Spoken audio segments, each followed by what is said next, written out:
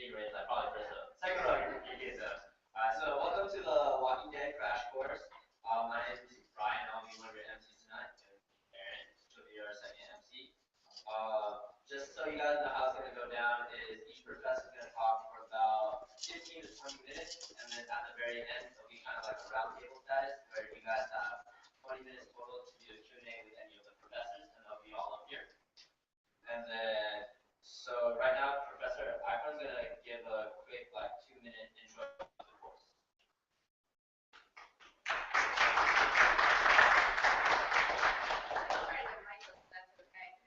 So I'm going to tell you just quickly what it is that this course was. So in the fall, we ran a course, an open online class or a MOOC. How many of you guys enrolled in the MOOC? Okay, a few people. So for those of you who weren't in the MOOC, this is a class which is open to the world. Anyone in the world can register for this class for free. And the course was an interdisciplinary kind of set of topics in conjunction with AMC's The Walking Dead. We kind of took our inspiration from AMC's The Walking Dead, and we took it as an opportunity to teach several academic topics. So there was actually 4 instructors in the class, representing social science, public health, physics, and math. And each of us presented topics from our field that had to do with surviving a zombie apocalypse. So it was kind of a fun, lighthearted way to give students an opportunity to see topics from the real world. Real world, you can think zombie apocalypse in the real world, but kind of topics applied to pop culture and using that as a fun reference to get people into our fields. So the course ran for 8 weeks. Each week there was a different topic kind of from one of the fields, plus some fun content. We got to interview the actors from the show, had some extra bonus content in the course. We had 65,000 students enrolled, and we shared some of that information. But it was kind of neat. First time that there was a partnership between a major studio like AMC, an instruction provider like the University of California, Irvine, and an instruction technology company. We use this company called Instructure. They run a platform for MOOCs called Canvas Network, and so it was kind of a unique partnership there, and it's kind of fun because we got a lot of media attention. We got interviewed. I think we worked in over 800 news stories. It was kind of fun, cool. Several of us got to do a TV kind of fun project. And so tonight, I think what we're going to do is we're going to share a little bit with you about some of the content. How does the zombie apocalypse relate to math, physics, social science, public health? So that's what you're going to see today. This is free. Yes.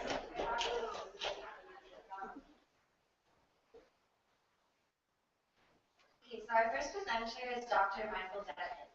Michael Dennin is a professor of physics and astronomy at the University of California, Irvine, where he's been for the last 16 years. Dr. Dennin received his undergraduate degree in physics from Harvard, teaching a wide range of physics courses, including the science of superheroes. He runs a research lab that studies the behavior of bubbles and foam. He has appeared on numerous science specials for the History Channel and the National Geographic Channel, including The Science of Superman, Spider-Man Tech, and Star Wars Tech. Please give a warm welcome to Dr. Michael Dennin.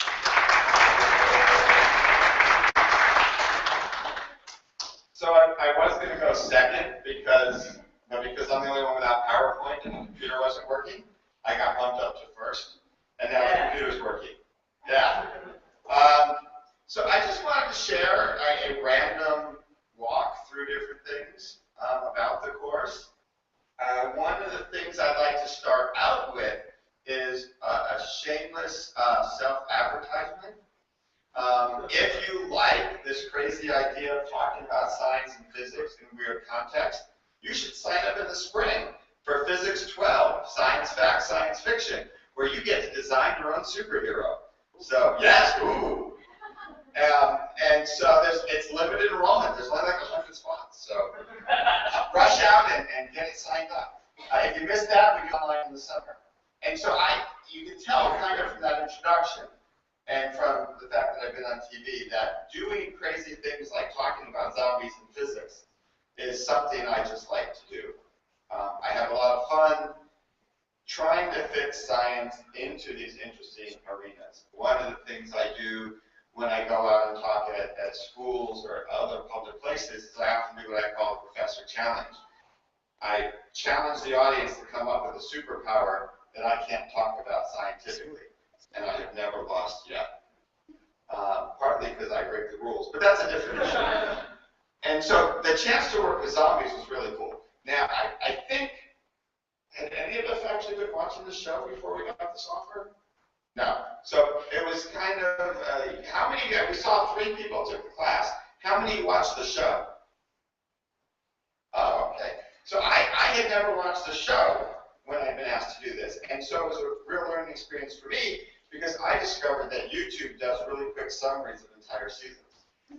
Some of my colleagues were actually able to sit down and watch entire episodes and seasons. I started doing that, and I was running out of time because I had to do the physics stuff, and so I went to the YouTube summaries. But part of it was I think I had one of the easier jobs, actually, in this whole thing. I had 1 week in the course, and it was the physics of zombies.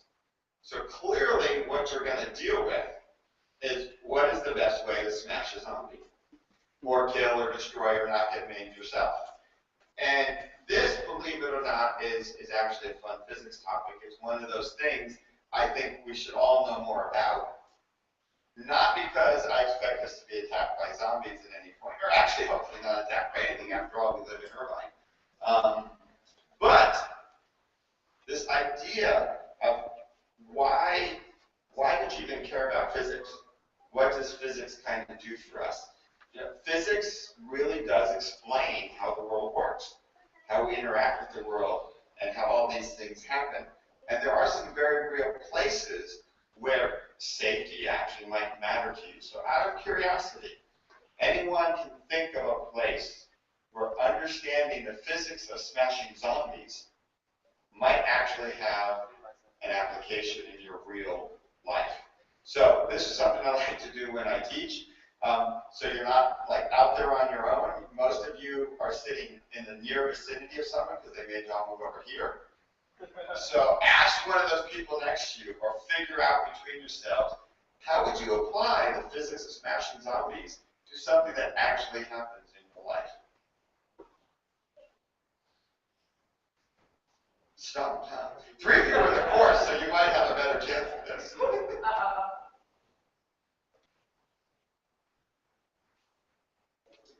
You can talk louder than that. You can actually talk to each other, you know. We're not in church.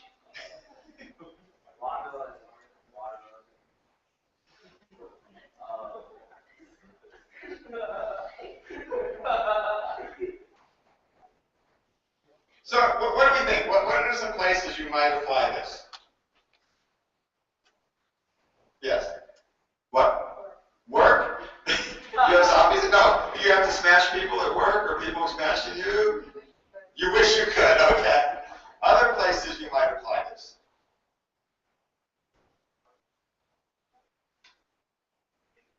When you're getting robbed, again, hopefully not getting robbed. Well, let me ask you this. Let's turn around a little bit. How many of you drive a car?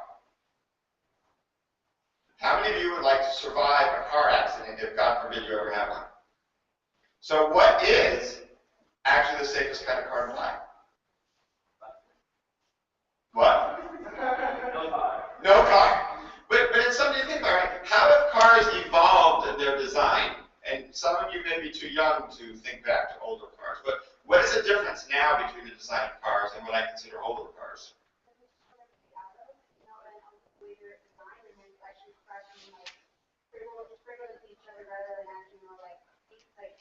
Since you're on a car and you're both going to be going together, right?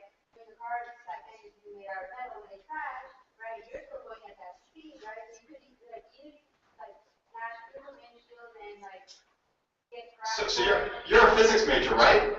No, I didn't. Oh, you need to be. That was perfect. If you need to cheat off someone, I recommend the front row here. That was perfect. Think about it, right? Cars used to be, we thought of something safe as like a steel frame that had no real give or take to it. And now cars have crumple zones and they're made of material that shatters.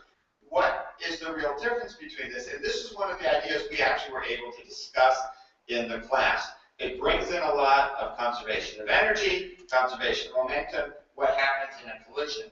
And one of the things about a collision is There's a certain amount of energy to start with. It's the kinetic energy of the two cars moving. That's what's around. It's conserved. It's going to go somewhere. The last place you want it to go is breaking your bones, smashing your body, crashing your skull, right?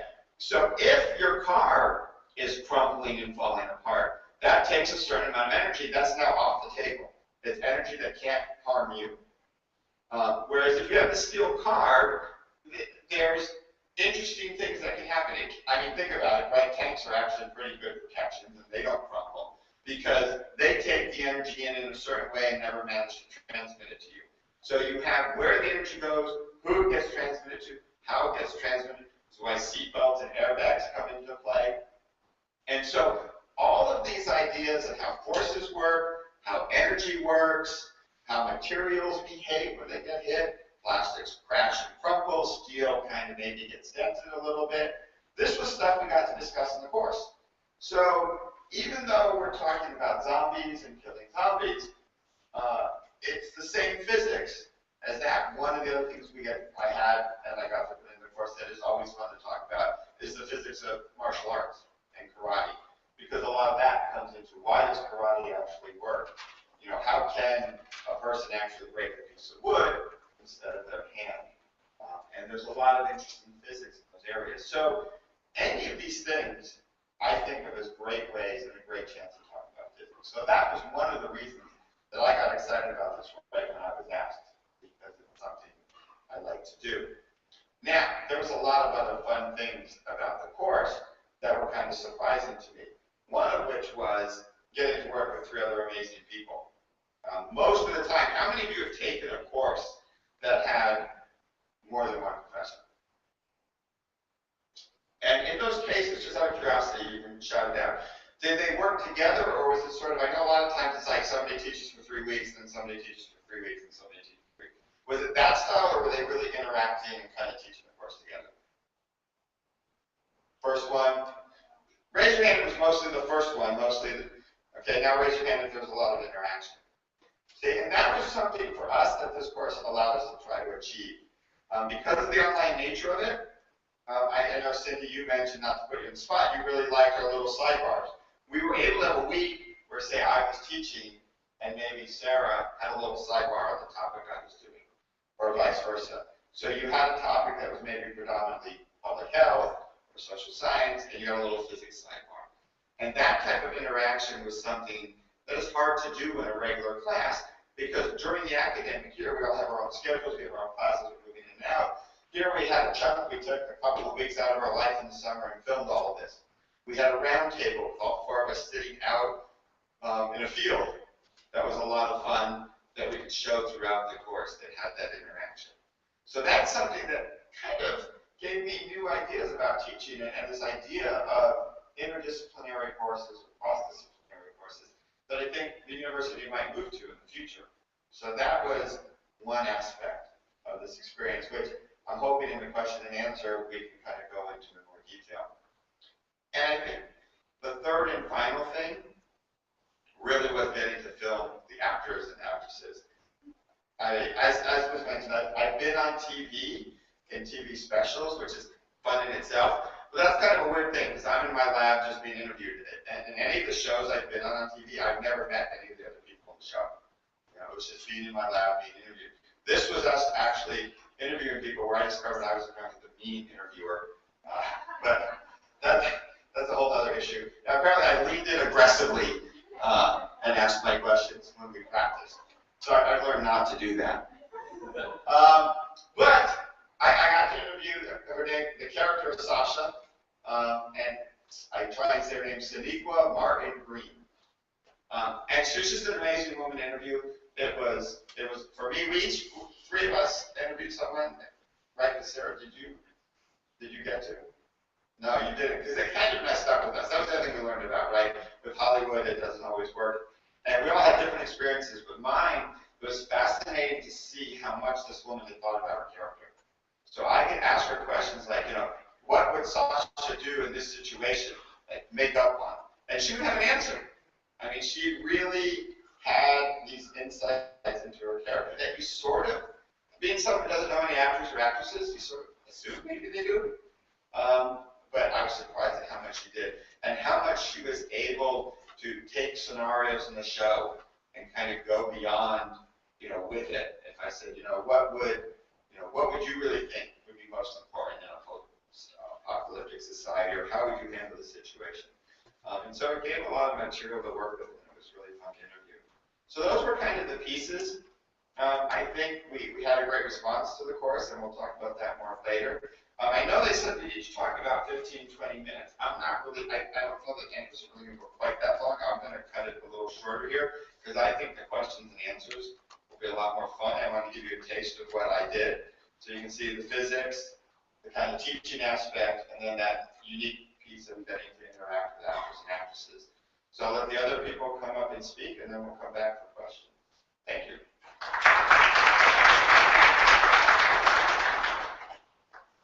So, our next speaker is Dr. Christopherson, and she's currently a lecturer in the School of Social Sciences and the Associate Director of the Demographic and Social Analysis Master Program at our very own University of California, Irvine.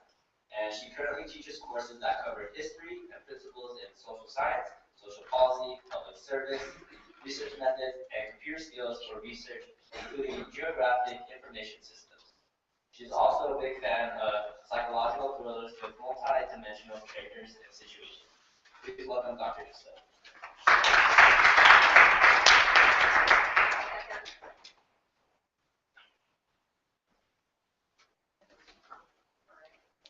I'm not going to be able to use the mic because I'm going to be over here on this. And I came over and hooked this all up, and my legs didn't work. Okay, so we'll kind of get through this as best we can. My name is Zuzana Bic. I'm going to put in a shameless plug for the Demographic and Social Analysis program in the School of Social Science, as long as we're doing plugs. It is a 9-month master's program. If you're interested in it, come see me. It's a great way to spend a 5th year here at UCI. It is a graduate program. You are a graduate student. But anyway, come and see me after if you're interested in that. So I got interested in this project. Here's me as a zombie, zombified. Okay. And my module was the social science of the Walking Dead. I just want to talk to you about how I came about the theme. So everybody, a lot of you are interested in the program. Do you all watch it for the zombies, or do you like what's going on with the people? A lot of you like what's going on with the people. A lot of times people say, when people say, you watch that zombie show, you say, oh no, I watch it for the people. I watch it right. Okay. So that was kind of where I was here with the social science of the Walking Dead. So we got it started. I have done online courses for 4 years or more, and I got a phone call that said, we're coming up with a new online project you might be interested in. And I said, sign me up. I'm always ready for something new. They said, well, before HR, would you watch the pilot of The Walking Dead? I said, Walking Dead? I never heard of it. It's just not in my world. Like, I'm Downton Abbey, right? So I watched the pilot of The Walking Dead, and of course, my links aren't working here, but you all remember the pilot of Rick waking up in the hospital room and all that stuff that's going on here. So I watched the pilot, and at the end of the pilot is Rick trapped in the tank. You remember that? And the zombies are all over, and Glenn is calling in and saying, hey, dumbass. Remember that? Anyway, that was how the pilot ended, and that was when I went into my first meeting. I said, okay, let's see what's going on about science fit in with this. But we did some brainstorming, and I'm just going to minimize this because that's all I'm going to be on. We did some brainstorming, and one of the things I was interested in, some of the people that were in the meeting, one of them was Janet, who just came in. I was asking some things about the show because, of course, I don't know about the social science of zombies. But I said, okay, do we have a philosopher in the group? Are there arguments about who's leading the group? When they get to a new place and get settled, do they have to negotiate with the people that are there? And so those things I heard were going on in the show, and I said, okay, let's do this. So right there at the first meeting, we made some decisions of that as far as the first theme that I would do, this idea that their society was gone. They're going to have to start over. They don't have any government. No, there's not going to be any airdrops of supplies that says, oh, we found you, we're going to rescue you. There's going to be no rescue. They were just going to basically have to start over with people that they didn't know. So we talked about some different models, ways they would start. And Thomas Hobbes, for those of you that have had social science classes, this is the chaotic state of nature. This is sort of a natural way that we would be without any government. And that's sort of where they were. They just have this chaos, no leaders, no ground rules, no nothing. So we ended up deciding that we would have a module proposing, giving some different models and maybe ways we think that they might structure society. And this was the end of the third season where they were having to leave. They ended up, democracy didn't work. Remember, Rick says this is not a democracy anymore. So that was over. And we begin the fourth season with a council. So when the course actually started, this council was going on, and a lot of the students were in the blogs and talking about this council in light of some of the ideas that we were putting up. So we kind of started with that the first time. But remember, I'd only seen the pilot. So the next week, here I am, okay, binging on The Walking Dead. 3 seasons in 1 week. Oh, yeah, because we had a meeting a week later, and I needed to come in with 2 more themes. I thought, okay, so the social scientist on The Walking Dead. So I had my clipboard, right, okay, and I'm making notes as I'm watching The Walking Dead, because I'm not into zombies, I was watching for people. I was watching for what people do, right? I was thinking that we don't have zombies, but there are people that are living in fear all the time. People that live in terrorism, live under tyranny, people that live in homes of domestic violence, people that live in violent neighborhoods, people that live in poverty, face a lot of these things. So I began to see some interactions in the characters. So I started observing some interactions among the characters. And one of the first things I noticed that the zombies are not the scariest people on the show. Who's scarier than the zombies? Anybody think of a character scarier than the zombies? The governor, absolutely. Oh, he is way. And you know, the zombies, as Professor Dennin will tell you, are pretty much one-dimensional. And if you want to get rid of a zombie over the head, right? What do you do with the governor? I mean, this guy, he's just complex, and you don't know where he's coming from. Anyway, the governor's way scarier. Much scarier than zombies. Another person who was scarier, Shane, was much scarier, and Carol's husband was much scarier. Remember Shane killing him in the beginning? So there were some characters in the show that were much scarier than the zombies. So I began watching these interactions among the characters. I'm sorry, my legs are just not working. And I noticed, what came to my mind was that the characters were acting differently when they were under threat than when they were safe. So when they were in their camp, when they were on the farm, when they were in the prison, they could stop and get to know each other. Because remember, they didn't know each other. Well, Rick and Lori knew each other. But basically, these people had lost their families and they didn't know each other. But they couldn't really get down to that part of interacting with each other when they weren't safe. So Maslow's hierarchy of needs here is basically the bottom line of this is that if your physiological, your food and air and water needs, and then your safety needs are not met, you really can't form relationships or interact when you're in that state.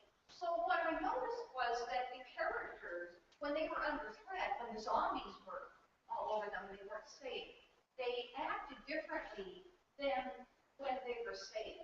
And an example of this, you notice Maslow has at the bottom of this, he has sex at the bottom, physiological need, and then 2 up he has sexual intimacy. Well, we see this, and I, of course, use my legs. I had that cute picture of Maggie taking Glenn's hat off in the pharmacy, or remembers the pharmacy. Anyway, we have this moment here where they're in the pharmacy having sex. They're at the bottom level here, but they move up by the end of the prison. When they're at the end of the prison and he brings a ring over to her, they're up more levels. But you see, they're in the prison. When they're in the pharmacy, they're under threat. They're down at the bottom level. But when they get safe, they can develop a relationship. It evolves and it moves up. Now, Lori and Shane always at the bottom. it was just slutty, right? Anyway, this was right down there at the bottom. They never progressed, but Maggie and Glenn, we could watch their progress. And this was very interesting to the students in the class. We had a little blog on a discussion about the relationships in the class, and everybody was into Glenn and Maggie. So another concept too is this idea that as these lower needs get met and you move up the hierarchy, you can move to self-actualization. And one of the questions we had on the discussion was if any of the characters seemed to be self-actualized before this apocalypse. And a lot of people voted for Dale and a lot of people voted for Michelle, which are kind of obvious. They were sort of philosophers and, you know, these moral conscience. But a few people voted for Rural and the governor. And I'm like, are you watching the same show I'm watching? You know, but some people voted for people at the CDC, named that TS-18, a person that sacrificed themselves to kind of figure out what was going on. So we had a lot of input into that. That was a lot of fun. So then my next observation, I needed another theme. So I got my clipboard going. Another observation I noticed was there's a lot of stereotyping. You see that in the stereotyping in the show? And I did some research, and these links might work because they're not to the show. I did a little bit of research, and I found error not found. Okay, so sorry about that. Anyway, I found some articles where the fans were complaining about the writers writing these stereotypical characters. Daryl, this southern stereotype of Daryl, and Merle, bigoted, the white patriarchy that the leaders are all white, the gender, the arguments between Lori and Andrea, where Andrea wanted to go out and fight with the guns and wanted to be out with the men, and Lori says, no, you should be in the kitchen, you're making sandwiches, and the men can take care of that, all those arguments. So fans were complaining about that, complaining about the writers. So I researched, I wanted to see if the writers had done their homework. So I researched social identity theory, which is a theory that we categorize people, we label people, female, male, the different groups they're in, professors, students, we label people. People don't like to be labeled sometimes, and that's how they label. But we do it all the time. It's efficient, it helps us understand our rules, and it's a very complex theory, and there's books written on it, and I'm going to spend 30 seconds. But this idea that we're members of groups and we categorize each other, but sometimes we're wrong, and that's where the stereotypes come. Sometimes we're wrong. And when we're under threat, we sometimes stereotype because we have to make a quick decision, and we don't really stop to think of whether we're right or not. So sometimes we make a quick response, and they're stereotyping. So in a sense, this is what's going on in the show too. They're under stress, and they are stereotyping. And I'm going to try one more. I'm going to try just one more link, and I've only got it every now and then.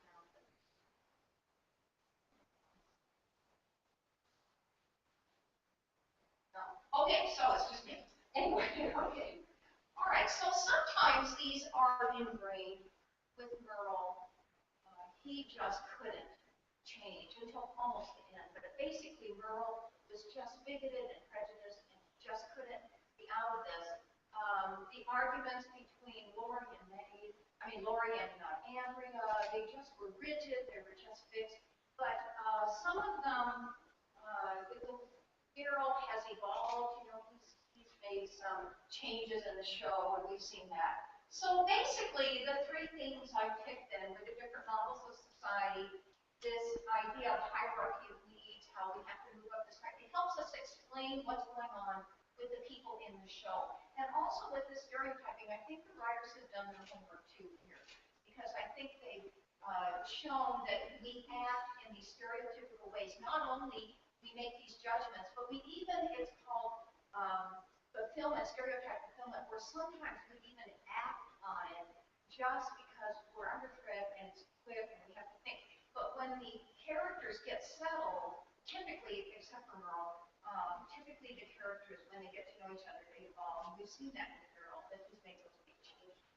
So anyway, this was a super great experience. I ended up putting down some numbers there from email I got. We had lots of news stories on this. It was very exciting. 90 countries, different people in 90 countries were taking this class. One of the very exciting things, I had 4 college degrees. That's actually very cool. I'll tell you, students think that it is so hot that I was on Reddit.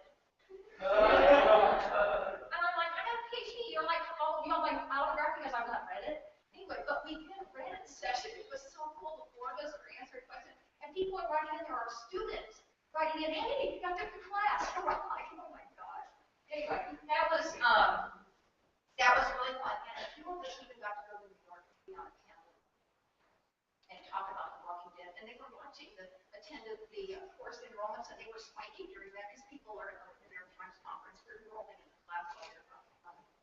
So it was a peak experience. It was really fun, and I had a lot of fun binging. And now, of course, I'm into the 4th season. You guys have the 4th season.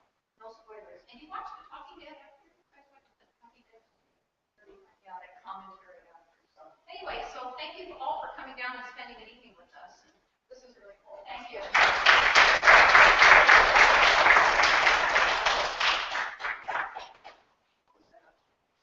Thank you, Dr. Christopherson. So, has everybody heard of the CDC, like Center of Disease Control? Okay, so our next speaker, Dr. Zuzana Bic, is very familiar with the CDC. She is a tenured lecturer and director of student experience and public health practice at the Department of Population, Health, and Disease Prevention at UCI, which is here. And then, in the online courses, Dr. Bic elaborates on the concepts of public health, the role of the CDC and many other public agencies, and the management of communicable and non-communicable diseases. She's also recognized as Lecturer of the Year in 2008, and for 3 years in a row, she was also recognized as an outstanding professor in 2009, 10, and 2011. So please welcome Dr. Zuzana Bic.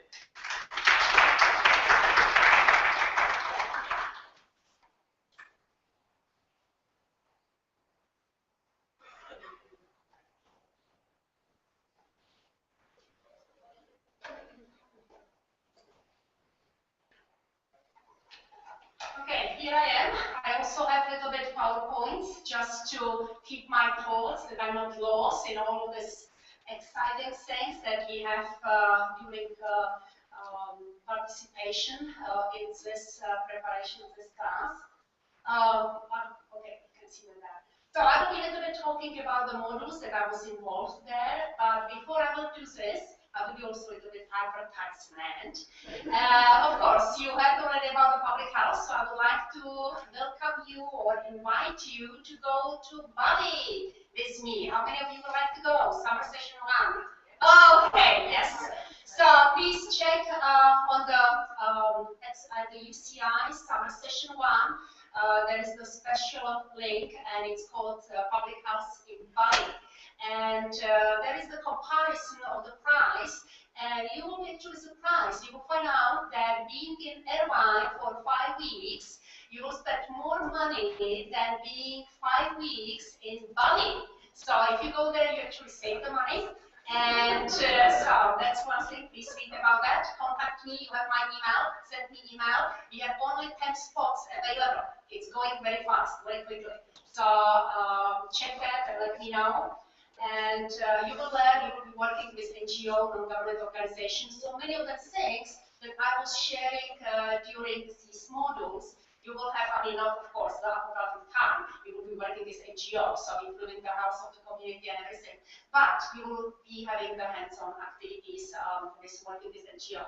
So that's the advertisement. Maybe in the beginning, I would like to share with you, some of you that you were in that course, you probably noticed that we have the interview with the actors. So I had the interview with Herschel. Everybody knows him. Okay, he was so comfortable on the farm. It was like his own farm. So I actually asked him, you know, how come? I mean, it was so great you were working on the farm. He told me he grew up on the farm. So I don't know, maybe you didn't know about that, but he grew up in the farm. And another thing is I was quite puzzled because he asked me, okay, from which country, where is coming your accent? By the way, my accent is coming from Czech Republic. So I shared the information with him, and we finished the interview. And then I was really surprised. He didn't talk with me Czech, but he was talking with me Polish. And I was like, how come you know the Polish? Actually, I know Polish because I travel and I spent many, many years in Poland. So it's Slavic country and Slavic language. So he told me he was also doing some another movies in Krakow in Poland. So he knew some basic like, you know, hello, how are you doing? But in perfect and no accent. I was like, wow, how do you speak Polish? So it was quite interesting. So I wanted to share with you something that probably you cannot read in any materials about Herschel. Now you know something. So I felt so sad that we lost him. I was quite fond of him because I was thinking his moral approach and his wisdom and everything. So it was quite important to have that there during the course. So if I'm going from my perspective, like as my profession as public health degree, and also my second degree at UPR, it's the medical degree from Czech Republic. So as a physician, as a public health provider, first when I got the invitation to attend and participate, in the beginning they told me it will be, I understood, a reality show. So I said, okay, what kind of reality show? Okay, that's fine, I will participate. Then they told me, well, The Walking Dead. So I never saw that before. So I saw the first episodes, and of course I came to the episode about the CDC. The CDC is gone and everything. And I was thinking, oh my gosh, it's terrible, horrible. So much people are dying. Everybody is dying. I cannot see that. I cannot, you know, from my perspective as a public health and physician, I was thinking so much sorrow, so much pain and everything. What can I do? What I mean, why is my role in that? And then I was thinking like, well, it's probably now time because many, and through the process when you were observing and you saw the TV show, you realize that many of that things, it's like condensed, but some of the situations are on everyday basis in different forms. So I was thinking like, well, now it's maybe calling my profession public health, using every opportunity and educate public about public health. So that was my reason to do that. And of course, when I was part and observing the TV show, I realized what's missing there. First thing that now suddenly CDC was not there and people started to panic and thinking like, okay, if there's no CDC, we are lost, no help, anything. So I realized, well, I need to educate public that if one of that building, the headquarters in Atlanta, will be gone because of the fire and explosion and everything, there are still additional things because CDC has additional centers in other cities and other states. We have also World Health Organization, we have Pan American Health Organization, we have many public health organizations in the whole on the global level. Also, universities work very closely with CDC, so we have the specific centers in any public health schools. They have additional centers to take care of the local population. So I realized like, wow, it's still, you know, it's not disaster, then this headquarters is gone. There are more additional things that can help to the public. So when I saw all of these things, I was thinking like, okay, so I'm part of that course, I'm part of this process and try to educate the public as much as possible about public health. So this was like, okay, project interest. Why I was involved in that? So now we know. So I was in charge of two modules. The first one was about public health and infectious diseases. And there were three sections of that explaining what is public health. If I will ask you what is public health, or you will ask the audience and the public, like many times they will just talk maybe about sanitation, maybe about a little bit nutrition, but actually if you look all around you, everything is public health. And I know this was actually fun. I really enjoyed that all the professors we went together and we have some questions like, okay, what is the most thing that you will miss in apocalyptic time? Okay, so if you ask yourself what is the most thing that you will miss, could you share with me, any of you, what you will be missing in apocalyptic time? What is that? Okay, so what else? Ice cream, okay. Something else? Water, yeah. So I was like, oh, I was really supportive the fountain, the water that you can really, drink anytime, and the water fountain. So I was thinking, oh, I will really miss that. But water on its own. So that was the part that we discussed, and I realized, well, I need to explain this much more to the audience about that. So what is the public health? Everything. So whatever you look around, the public health professional is behind that. Then dimensions of health. If I will ask you, are you healthy? What will be the answer? How you will answer to me? If I will ask you, are you healthy? You will tell me probably yes, but why? Why? Okay, you are exercising. What else? Why are you healthy? Okay, eating well. Okay. What else?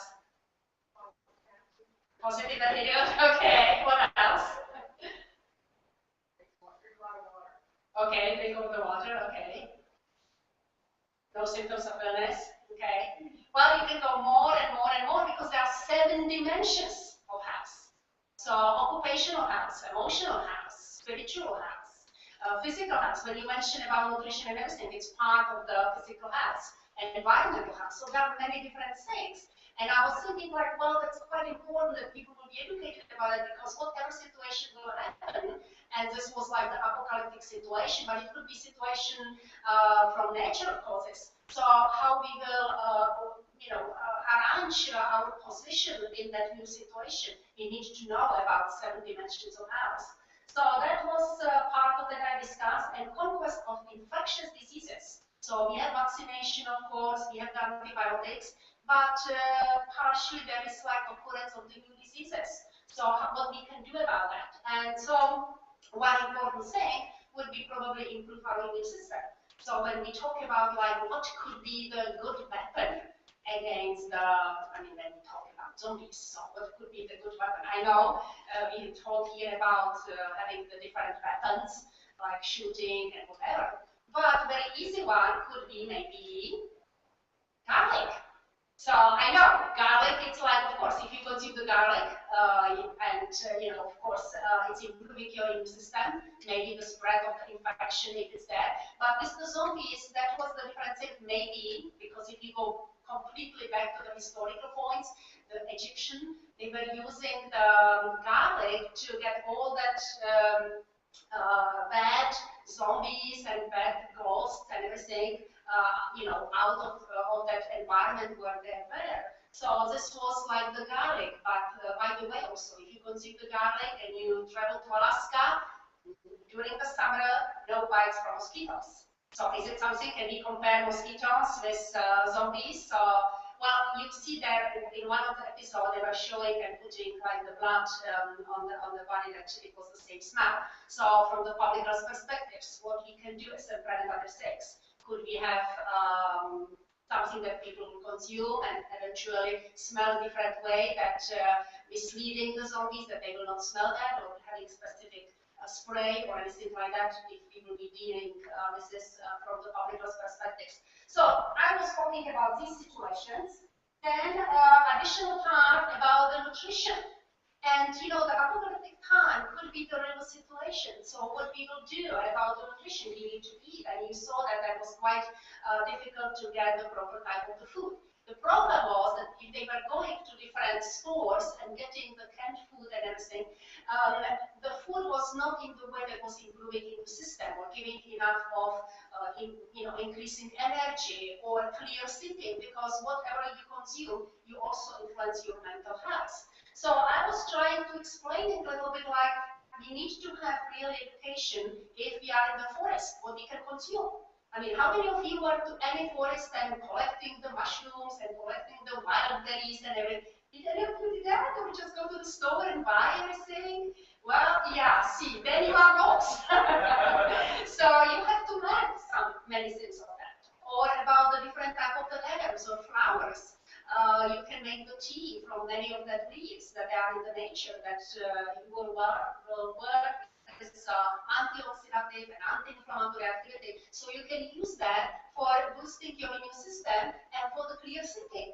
So that was because you saw there was a lot of mental problems. Part of that could be connected with the nutrition. So I talked a little bit about this, like what is necessary to do that, and of course nutritional literacy about the different type of the herbs. I mean, if you really look to the nature, many of those things you can consume and you can add additional things on your table that you know, you can survive on that.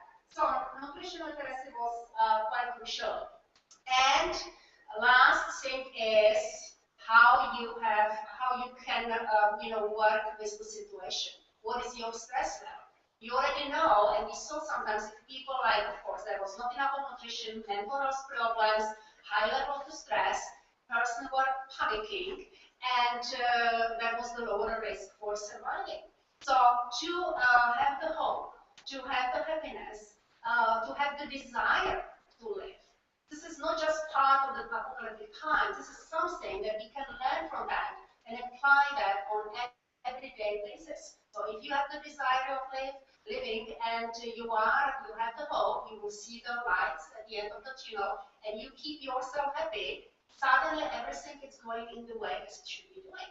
And so that's quite an important part. I also talk about the smile. Did you know that the smile is the closest distance between two people? Smile to each other when you are sitting here. Oh, you are close to each other immediately. Like, oh, I know you, you're my friend, maybe, I mean, in the beginning. So these are the things that we learn and we could apply in very different situations, and we can apply on an everyday basis in our personal life.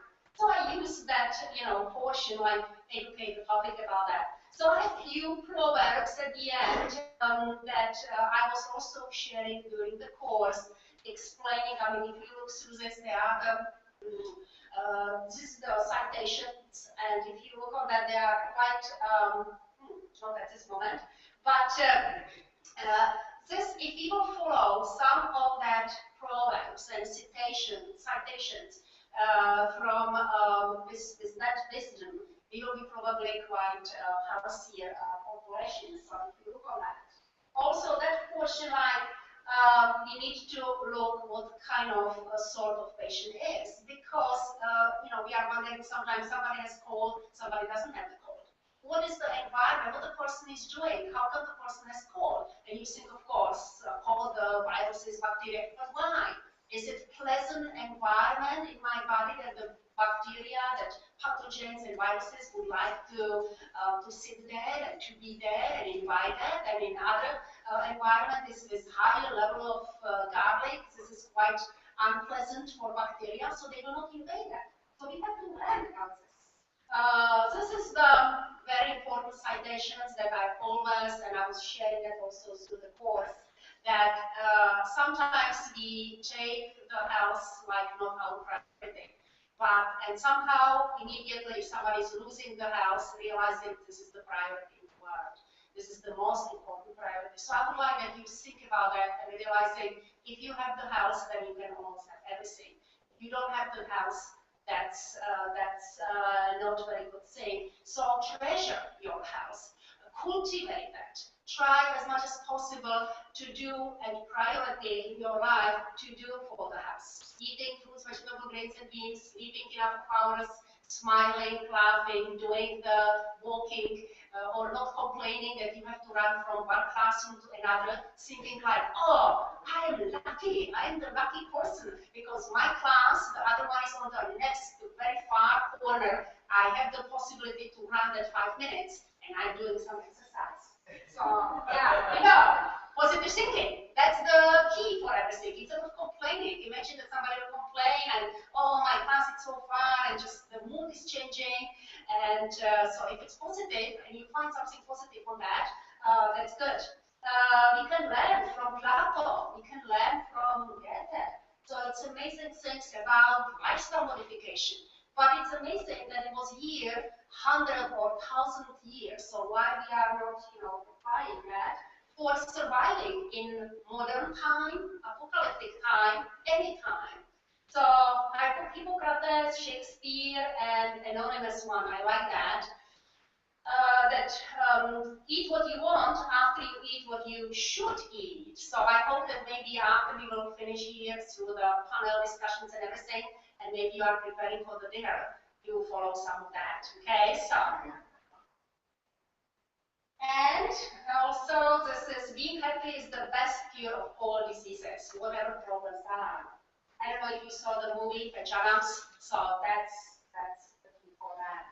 And I would like to finish with this one, that we should be aware about that, you know, something what we don't see, 20 years from now, they will see and they will be really, you know, amazed, like, how come? Why they didn't see that? So please have open mind, open eyes and everything, absorb everything, that we can shorten the time a little bit. So it means you will see that now and not waiting another 20, 50 years before it's possible to start.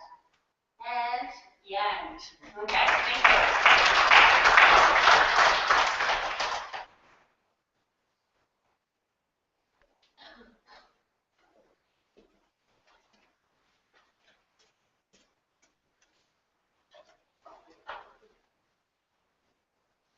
So last but not least, our is Dr. Sarah Eichhorn. Earned a PhD in Applied Mathematics from the University of Arizona. Besides being a tenured lecturer and assistant vice chair for undergraduate studies in the mathematics department at UCI, Eichhorn currently co-directs two NSF-funded undergraduate training and research programs, one in computational applied mathematics and one in mathematical biology. Dr. Sarah Eichhorn is a longtime sci-fi fan with a particular affinity for all things post-apocalyptic. A latecomer to the Walking Dead world, she binge-watched all 3 seasons in under a week. Please give it up for Dr. Sarah Eichhorn. Hey guys, so my course, I taught about the mathematics of zombies.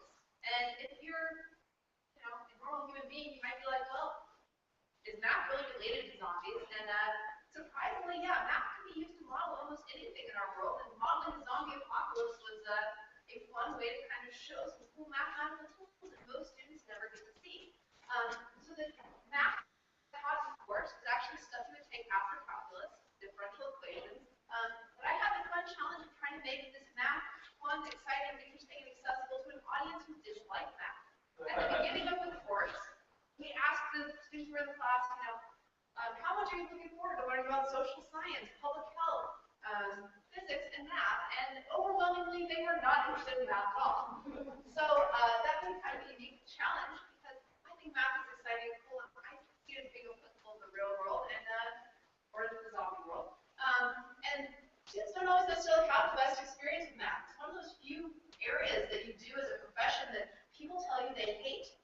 You know, I have one of those weird careers, you know, say, oh, what do you do? Mathematician. Oh, I hate math. Oh, thanks. I think maybe dentists could relate a little bit, but other than that, you know, mathematics is one of those topics that is, you know, despised by many people. But it was kind of fun to try to bring in the math to the zombie apocalypse. So I want to just quickly show you some of the math and how this might relate. So you might be scratching your head wondering, okay, well, what does math have to do with anything? And I really brought in the math with just the sheer numbers. Anybody seen World War Z, the movie, these books? The one thing you probably were struck by if you saw that movie is the overwhelming numbers. There's these hordes of zombies. And kind of the question becomes, all right, if this is a disease and it's spreading by contact, presumably biting or something, is this realistic? Could we really get these huge hordes that we see breaking out in World War Z in just a matter of days? On The Walking Dead, we're not really given a time frame for when this disease breaks out, but presumably it's not that long from the time we have Rick go into the coma and he wakes up and the world's still around with zombies. So that's kind of what I looked at. So the basic idea is this: you've got a zombie, you bite somebody, you've got 2 zombies. They bite someone, you've got 4. They all go bite somebody, you've got 8, and pretty soon you're getting lots of zombies. In mathematics, we call this exponential growth. You can imagine that we might get a lot of zombies pretty quickly here. We have some terminology for this. This is called, the approach that we're going to deal with is called compartmental models in epidemiology. Compartmental models is basically exactly what it sounds like. We make up some compartments. We're going to divide our population into compartments. And epidemiology is just the study of disease spread. So the model I presented in the class is actually a very classic one. This is something that was done in the 20s by Herman and Ross. They basically said, okay, let's try to model disease spread. Let's divide our population into some compartments. They made their 3 compartments. People are either susceptible to the disease, they're infected with the disease, or they've recovered from the disease.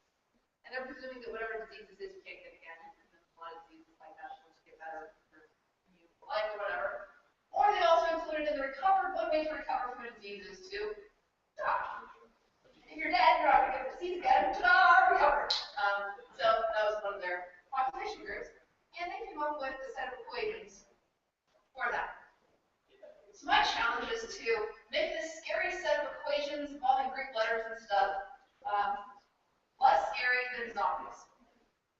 Just disappear. So what it is the following. Let's take that classic model, SIR, and let's change the populations. My susceptible population for the zombie disease, the humans. Those infected with the disease are zombies. And those recovered, I'm going to call removed. Because it's a little tricky when you're talking about zombies, because when you're dead, you're not really recovered, so you might become a zombie, and depending whether you were human or a zombie before. So we'll just remove these people from the population. These are ones who are permanently dead, no chance of coming back, as either humans or zombies are definitely gone. Well, several things could happen. If you're a human, you might become a zombie. If you're a zombie, you might be killed and be permanently removed. Or if you're human, you might be just permanently killed off. Okay, so those are kind of some of the options, things that might happen if you're imagining a zombie apocalypse. And what we'd like to do is kind of mathematically quantify how those things happen. Okay? So for example, how does a human become a zombie? What do you think? How does a human become a zombie? You get bit, right? So what has to happen in order for you to become a zombie?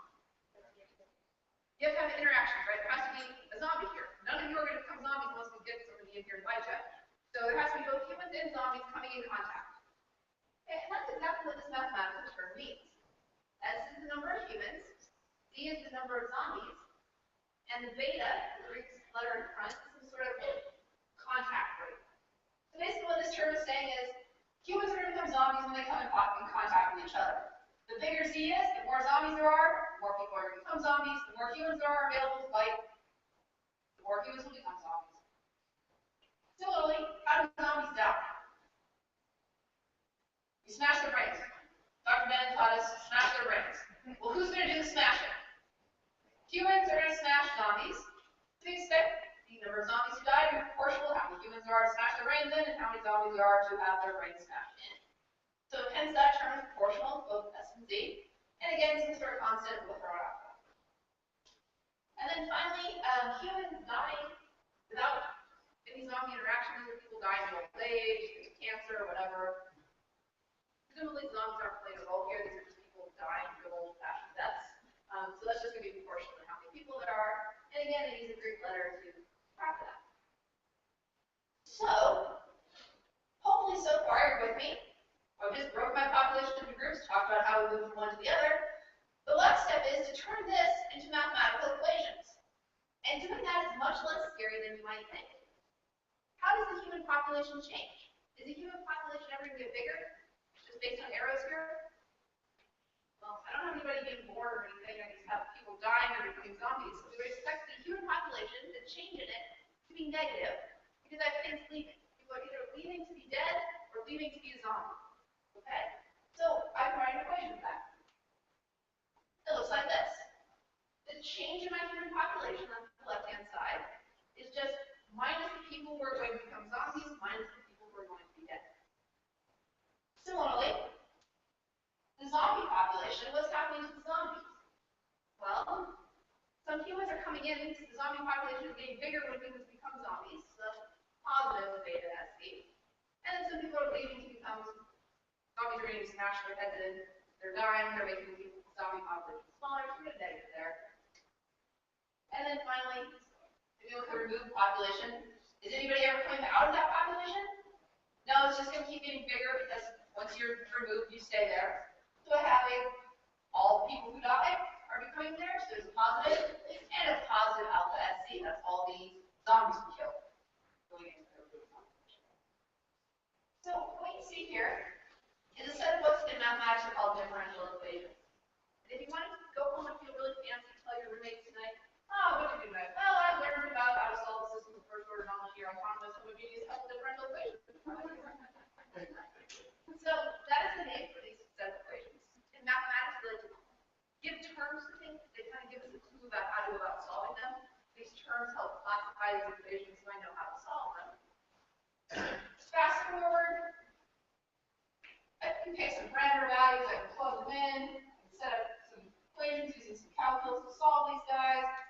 got lazy, I wrote a computer program to do that for me.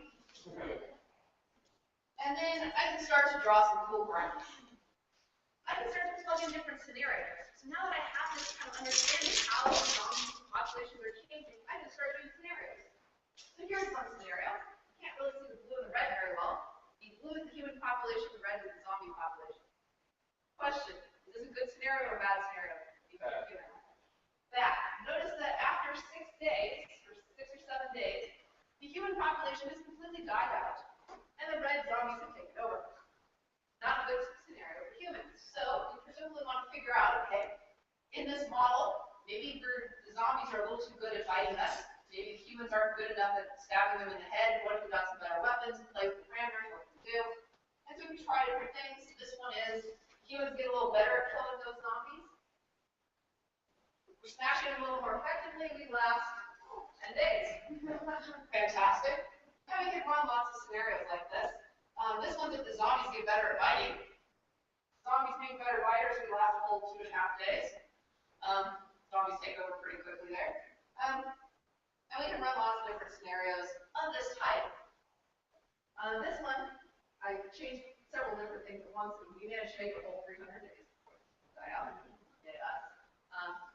But the interesting thing is these types of models are actually used by the CDC. You heard Zuzana mentioned earlier that the CDC kind of monitors public health and stuff, but in a disease outbreak, they do these kind of analyses to figure out, okay, this scenario, who's going to live, who's going to die. They can even throw in things like geography to figure out where the people are, who's coming in contact with these sick people, and how do we stop them from spreading.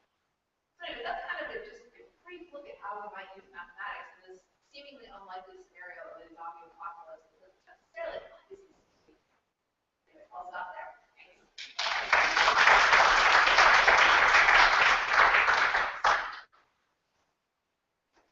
Can we have one more round of applause for all our panelists?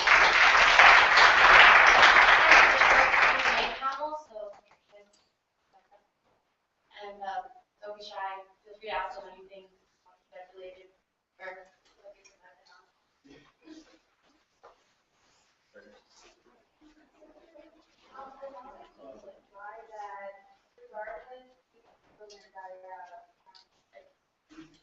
Yeah, so in the model, I kind of skipped a couple of steps. One of the things I had was in the Walking Dead TV show, they had this thing where humans, when they die by themselves, can spontaneously become zombies. Like you didn't have to get bit. And that's why all those scenarios look so bad. Because even when humans were dying of cancer or whatever, they're going back to the zombie. There are scenarios that we can make with humans. But actually, it was really hard to come up with, like, you had to really make humans really good at killing you really fast. Yeah. So you're right, most of the scenarios look pretty bad. Part of it was because they had that extra dynamic thing I just mentioned. Yeah. Didn't look too good. I was worried about it at first. I was like, oh, am I going to be able to get the zombies to take over fast enough? You know? No problem. 2 days, bam. As an individual, what was the most surprising thing you learned? About zombies or about anything? I think for me, watching it was, you don't think that often about the, for me, from the society group interaction side.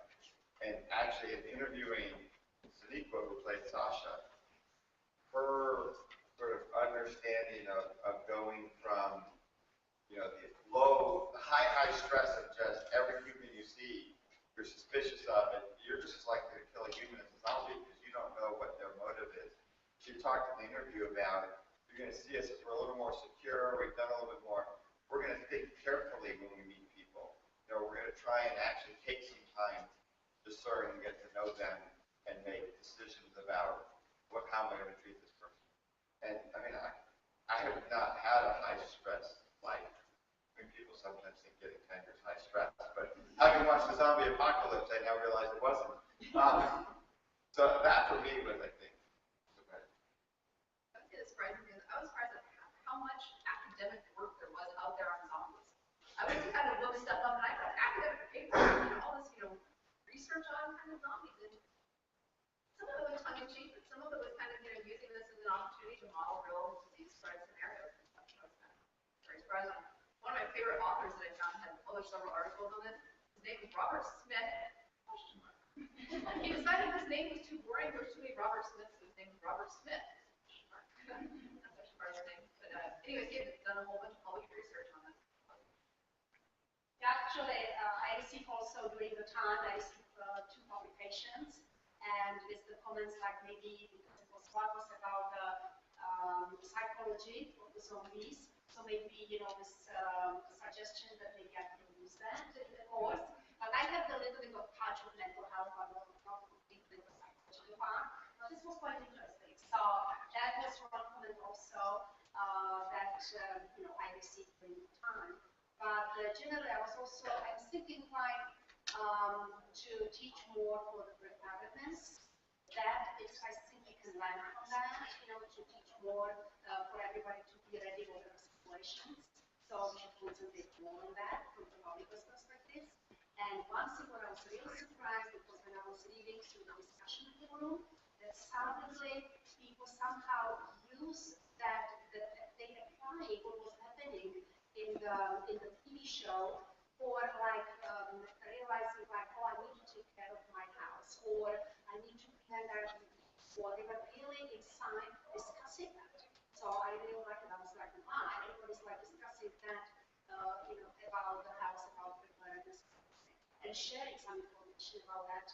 There were people in different countries, so they were sharing like how to prepare, this problem, and they started to talk about that again. I was like, wow, I love that. So yeah, so that was nice. I liked it. It was nice. Well, I was surprised that the biggest show in basic cable history is The Walking Dead, and I'd never heard of it. I'm like, what is this? Biggest show breaks records all the time, which is one of the reasons we have so much media exposure, is because the show is so wildly popular that when people started researching the show, reporters, they ran across our reports. Another thing that surprised me is that the demographic for this course is 25 to 55. You know somebody who's like 45 years old, 50 years old, who? Your parents.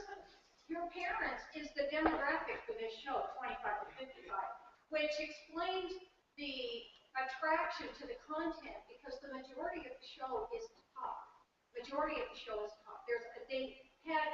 They started getting criticized for not having enough zombies, so they threw more zombies in the 3rd season. But it's almost all dialogue, almost all relationships, I got so sick of Lori. I was so glad to see her. It was just so annoying. Every time she could make a big thing out of everything.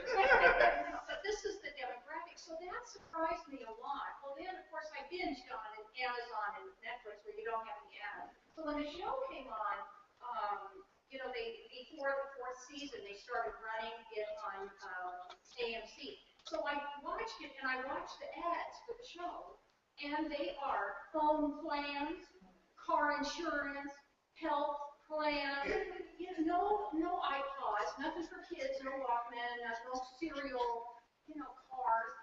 It's for adults. It's an adult show, which is, so the demographic really isn't necessarily college students and parents. Now, I talk to students here at school. I say, "Do you watch The Walking Dead?" They go, "No, but my parents are hooked on it." It's like, really? So anyway, the biggest thing that surprised me was that it was an adult show, that their major demographic.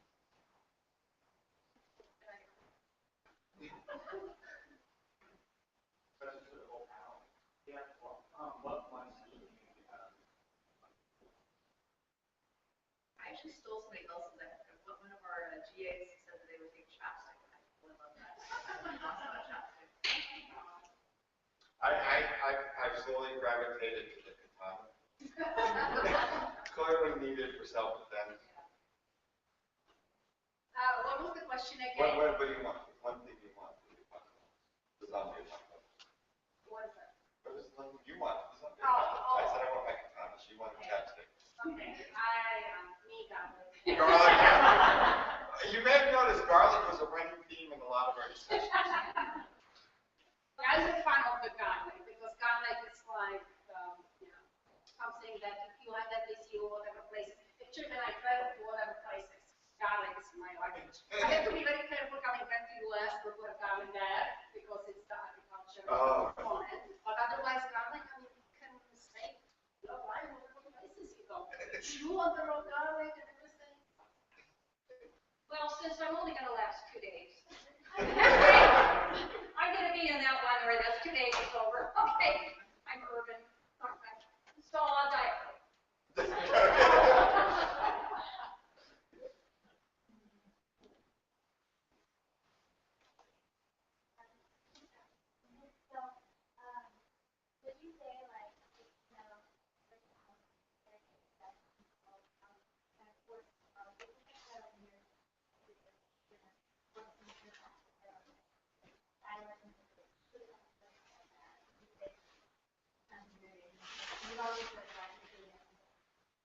can see that in situations like this, kids have to grow up really fast.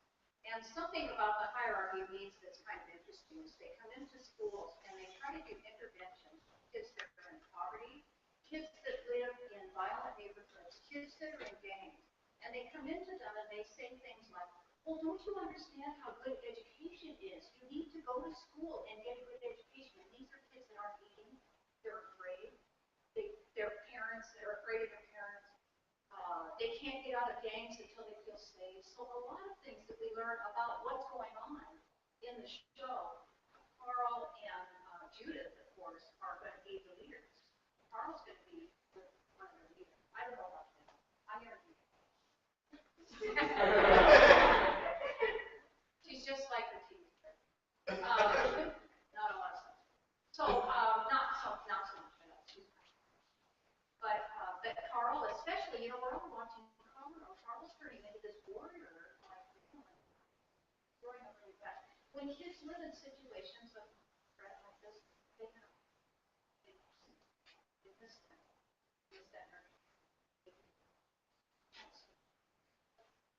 Do you know how many days something like gas will last, or there's no light? Oh, and gas for lunch? Like gasoline? Oh, like as a resource. Or what area of resources? I think a lot of it depends on who's left, what they're doing, like how much of the population is left. So like gas is entirely dependent on how many people we have. Which is good. You know, are we talking a 1% scenario or a 10% scenario of the population left? I know those numbers are no complex. We have to cannibalize the cars to get gas to the RV. They were cannibalizing those cars which are stuck and now people die. And then they were kind of horse riding. And I think a lot of those natural resources will be gone. But yeah, they didn't really worry about getting water. I guess there was water. I don't see them with their arrowheads, but. You know, water, of course, if you're in the right area, is there, right? Southern California would not maybe be the best place to be for a zombie apocalypse, being basically a desert. Gas is one of, you know, there'd probably be a lot of gas around, but you wouldn't have access to it because it's one of the harder things to transport. There's a real challenge of doing that and getting it out. I've often wondered about electricity whenever I get involved in these apocalypse shows, because again, I think about who you are and where you are, and I know this is bizarre. I finally have solar around my house, and the strange thing about the solar panels is, if there's a power outage, I lose power too, because it's wired not to go into my house. It goes to the grid, and I haven't bothered yet, but you know, I hope I can figure out how to get that into my house if I needed to in an apocalypse. I mean, it's got to be rearranging the wires, if nothing else, trial and error. But you know, so there are. It's interesting that society goes to different sources of energy. Electricity could be something that actually survives more in an apocalypse than we usually think. You know, if it's hydroelectric, it could probably run for a while without people taking care of it. You know, and so it's a very interesting question, and it's a fun one that often I think we actually, you know, advertise. Great courses on energy and environment and stuff, but we should get thought about more carefully. Have you seen Zero? It's No, documentary about political, how long was it last? Something along the lines of 50 years. Yeah. So just on its own, it requires going on stage. You know, actually, I have comments for this. Actually, the whole apocalyptic time started to motivate you to have the preparedness time, to learn how to do the candles, how to do the soap, you know, going back to the Middle Ages and learn from them, you know, because they survived. I mean, this was almost like, now we compare this, that they knew everything, they knew a lot of things about the food, the plants, what they can eat and everything. So they did many of them, you know, they use the candles, they know how to prepare, how to do them. So we should actually have some kind of, you know, motivating like, I would like to learn all of this, because it can become handy. I think one of the interesting things here in an urban environment, how separated you are from your food. Like there's a lot of, you know, food left, you know, there's a lot of packaged things that like fresh fruit, vegetables, bread, things like that. We're not really good at it, you know, a lot of effort to get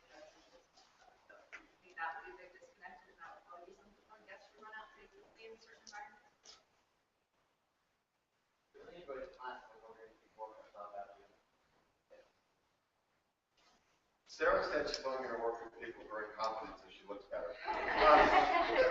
Sorry, I had to get it out there. No, I definitely would. So, I mean, we're exploring, for instance, we call this a course.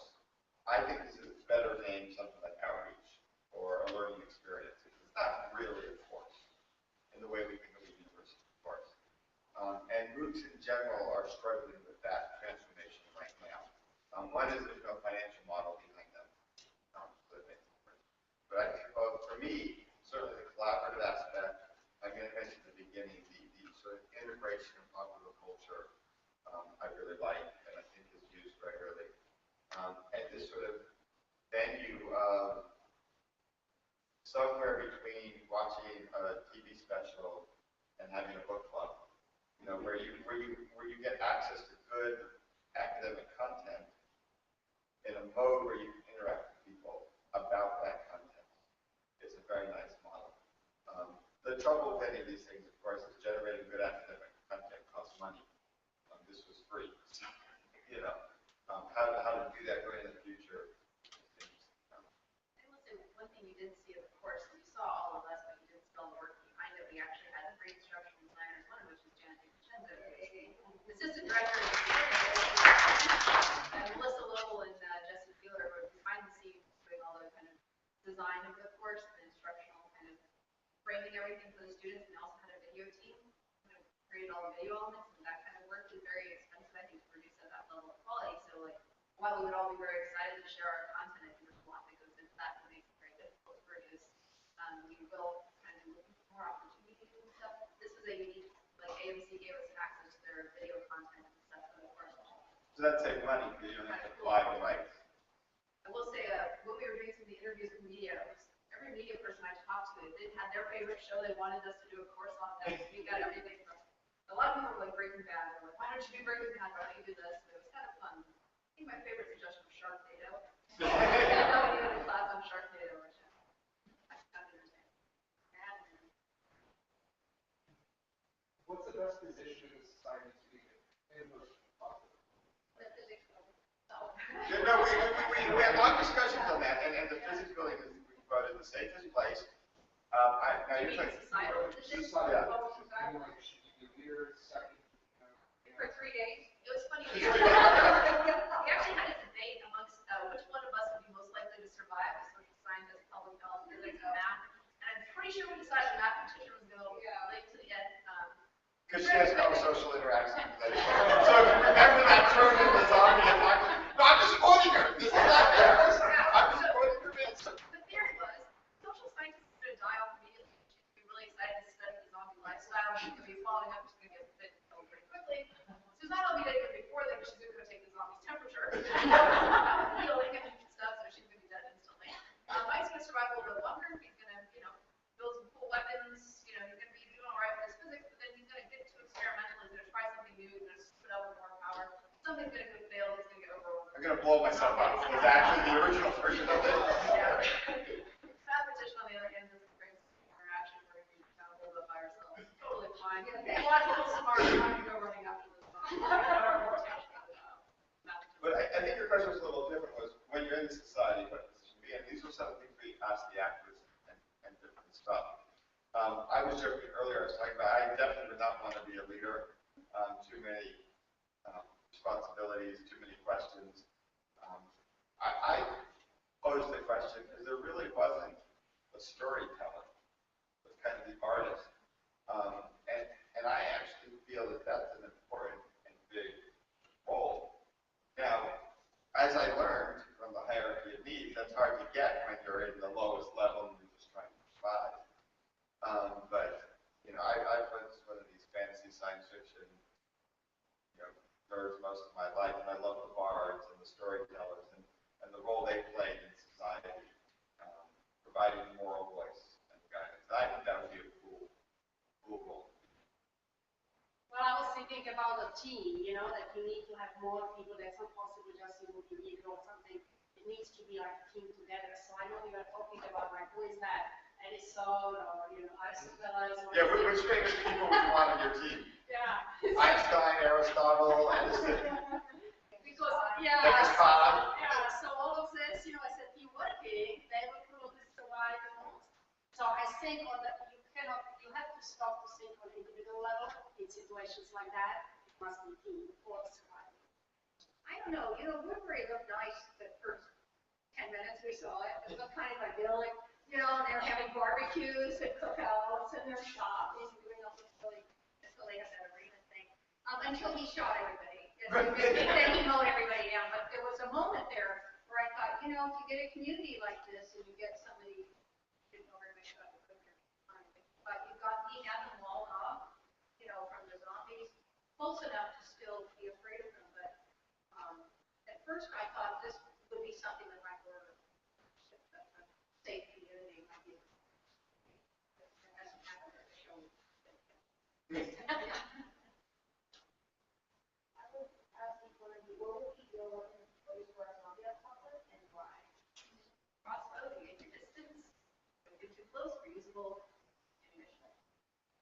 Yeah, so I was always initially with the crossbow, though I have to admit, Sadiq trying to convince me that the katana is pretty cool. So you have to, big sword, a Japanese sword. But you have to get a little close to the zombies with those. And so, with the crossbow, you have to be able to aim. Well, and again, it is the garlic and spray. Insect spray garlic. Yeah, that's why I said the first thing. Well, I thought the katana was pretty elegant, especially toward the end of the middle of the fourth season.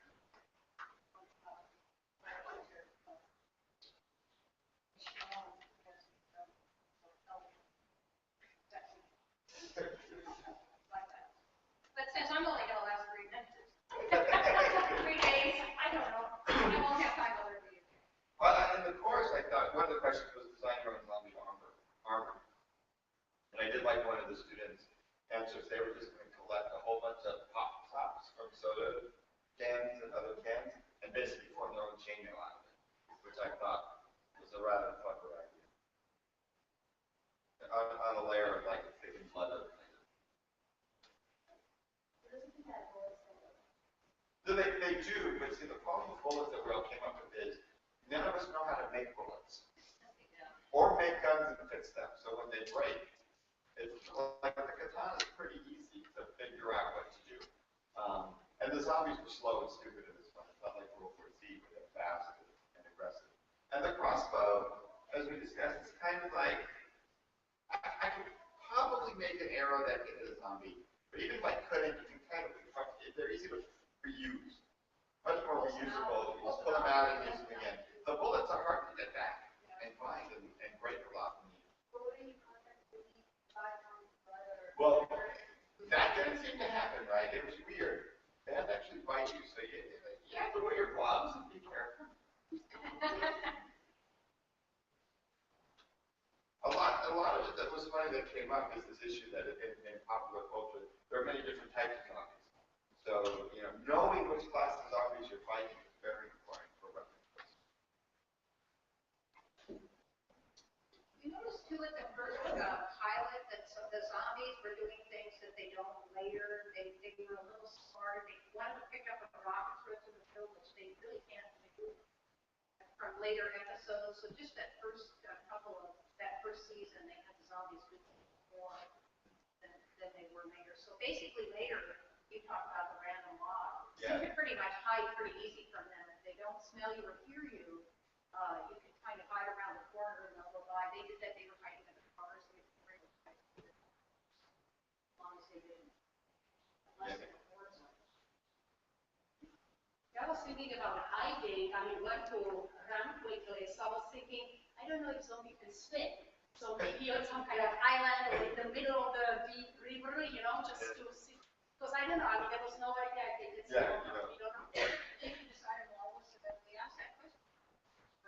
Well, there was an article that Sarah found that was very nice about hiding in a mall because zombies doing random walks don't turn corners, but they don't find it down the hallway.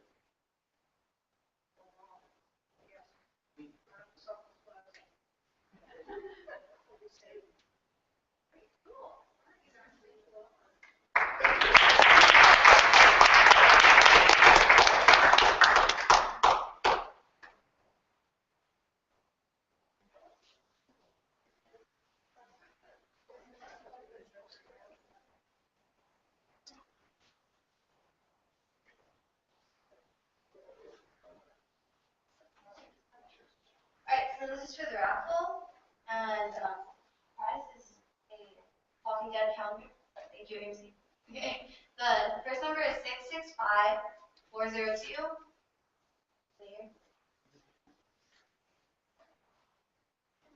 Okay, this. Yes. Oh. The second number is 665392. The next one is 665391. One. Yeah. Where's the keep going? Okay, 665394.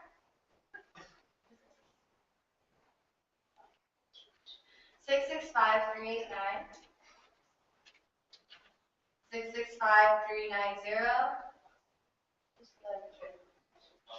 Oh, yay. Okay. And then 665387. Oh, who's? Oh, cool. Okay.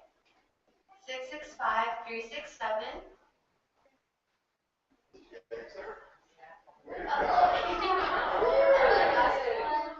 665365.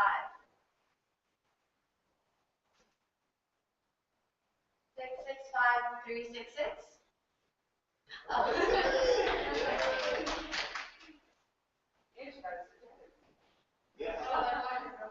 665362. Oh, so that concludes our event. Thank you again to our four professors, and thank you guys for coming.